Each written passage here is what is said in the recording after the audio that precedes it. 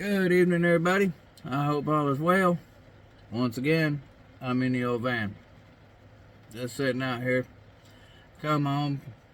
Got bored. It's raining. So, I crawled in here where the recliner is.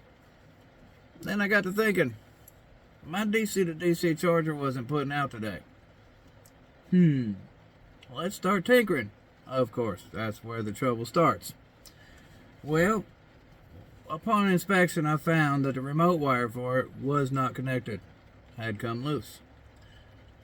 It's on the bottom, so I had to take it off the wall. And of course, it's in between a solar charge controller and a fuse panel. So it's a tight spot, and that's behind the battery. So I had to take it off the wall. And because I didn't want to disconnect everything and move it all, I cut corners and just tried to slide it out, therefore touching two wires. Well, that blew my 30 amp A&L fuse. Now I gotta wait a week for another one. But because I hoard wires, I had an old amplifier install kit which had an A&L fuse on it. The amperage is rated a little different, but it's still going to be sufficient to let the power through, so I can still continue to charge my batteries while driving while I wait for delivery of my new ones. Yes, I ordered more than one this time because apparently last time I didn't learn my lesson, or the time before that either. Anyway, so I get that all put back together, and I had the remote wire plugged in and everything get put back on the wall. Everything's back where it's supposed to be. Start the van up. No little green light. Let it run for a few more minutes. No little green light.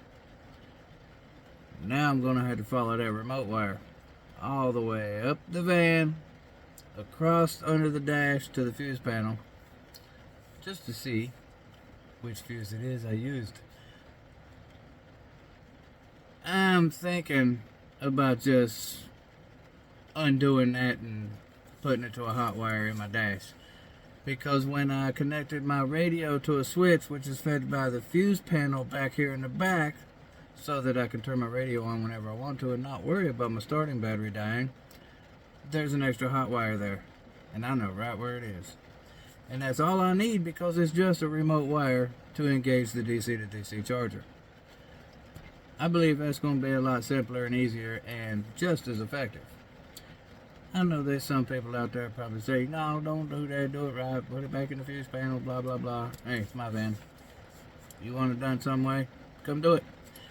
Other than that, if it works, it works. And if I know which wires they are and it's wired correctly and safely, there's nothing wrong with it.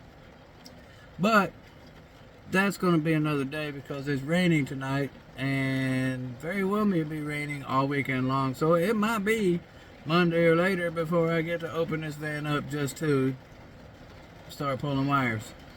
Anyway,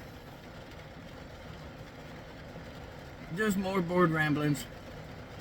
Just more. I got bored and started tinkerings.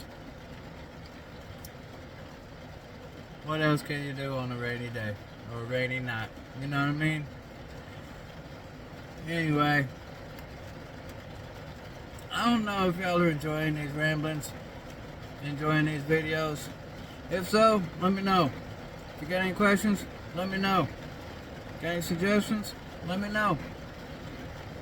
Either way, I'm gonna sit here and find something to do.